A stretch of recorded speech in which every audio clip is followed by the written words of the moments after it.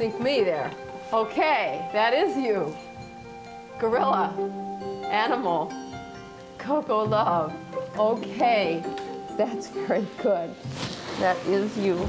You are a lovely animal. Delicious. When Penny Patterson and Koko, a western lowland gorilla, met nearly 30 years ago, neither had any idea they would become friends for life. In the long history of human-animal relationships, their story is one of the most fascinating. It is the true tale of a young woman and a gentle giant walking hand in hand into a whole new world of understanding. They couldn't have known that their intimate friendship would shatter century-old stereotypes and change forever our outlook of both gorillas and ourselves. Penny describes her friend with gentle honesty and affection. Koko's about 5 feet tall. She weighs roughly 300 pounds. A little heavy for a female. The average is 250. She's a big female gorilla. Koko has a very strong sense of self. She feels she's important. She's got a strong ego. She's playful, can be very silly. A quick spin, a really quick spin, and then once you're good and dizzy, send you off. She's got a good sense of humor. Oh no, a monster! A monster coming to get the alligator. She can be very stubborn, very willful. Finish. You are not finished. You are not finished. You didn't do the work I asked. Please pick those up. Koko, you are very good at that. Please pick them up. Come on. Their relationship is like no other. Penny and Koko are the first human and gorilla to share a common language. Penny taught Koko to speak sign language. Play with them after you help. Okay? No, not fake. No. What? Their exchanges, their conversations were enchanting and quickly revealed the power language has to build a bridge between our species. Then you go and you bring those papers. You did? He was visiting you? And big? When I look into Koko's eyes, and other people have said this, that they're changed forever, that there's an exchange of intellect and emotion that we get with another person. Koko's peering into your eyes and questioning you and asking you and getting information from you, drawing you out. She can do that because she has sign language. By teaching Koko a language humans can understand, Penny armed Koko with a powerful tool that allowed her to speak as an ambassador on behalf of her endangered species.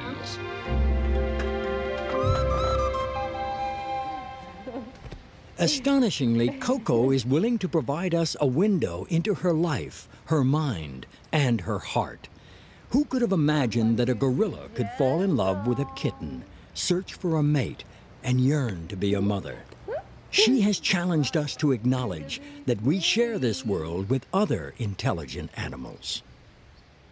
There is very little difference. Genetically, it's what, 2%, something like that.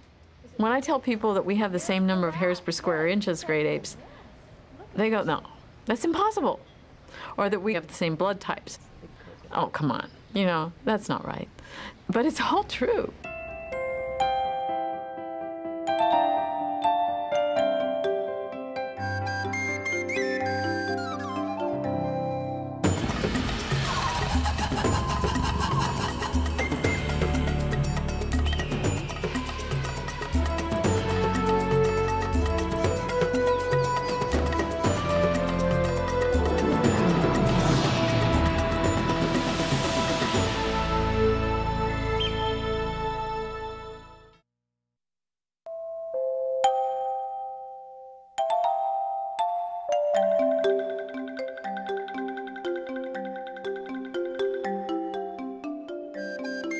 Koko, whose Japanese name Hanabiko means fireworks child, was born on the 4th of July in 1971 at the San Francisco Zoo.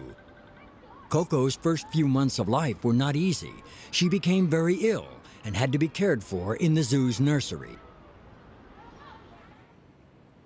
As Koko grew stronger, Penny considered a revolutionary idea.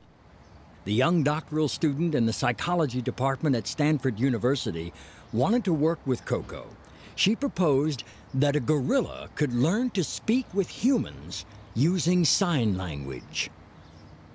My initial expectation was that I would work with her about 4 years and then I would get my degree and move on.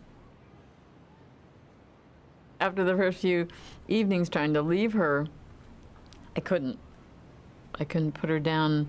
So I ended up staying with her until she was asleep. Koko won me over right away. Within a few weeks of working with her, I could never really want to separate from her. You'd have to pull us apart. Dr. Ron Cohn has been the cameraman behind the scenes for nearly 30 years. He helped Penny raise Koko while doing postdoctoral work at Stanford. All the while, he's kept his cameras rolling. His tireless work behind the lens documents the incredible journey of a gorilla growing up in a human family and learning to talk.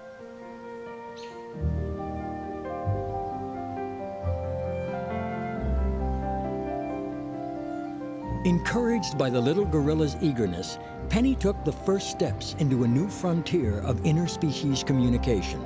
She taught Koko her first words: drink, eat, and more.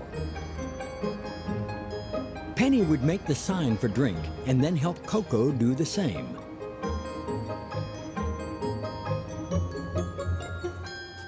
The signs for eat and more came next. If you watch Koko closely, she's learning to put her fingertips to her mouth to sign eat, and her fingertips together to sign more.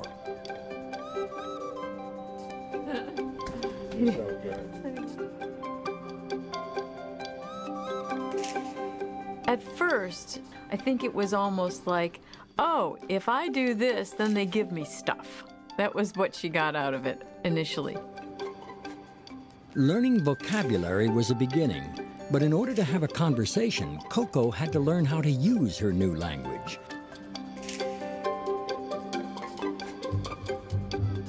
Koko proved an adept student. Everyone was amazed at how well the little gorilla was catching on. I think within 2 weeks, Koko was using sign language. I couldn't believe it. Over the next months and years, Koko's vocabulary grew to over 200 signs. Koko was making unprecedented strides and national news. Penny was happy to report the little 5-year-old could not only talk, but was redefining our concept of gorilla intelligence. Koko has performed consistently at a level about a year behind a child her age. So that she, when you calculate an IQ, which is a ratio, comes out about 85, and 100 is normal, quote, normal. What I didn't know then was that gorillas already have their own gestural system that I was just building on or discovering, depending on the way you looked at it. Only recently, Penny and an associate, Joanne Tanner, discovered that gorillas use a system of gestures to communicate. Joanne has identified dozens of signs as part of their natural gestural language. The discovery of this innate gorilla ability helped explain Koko's remarkable affinity for a human sign language.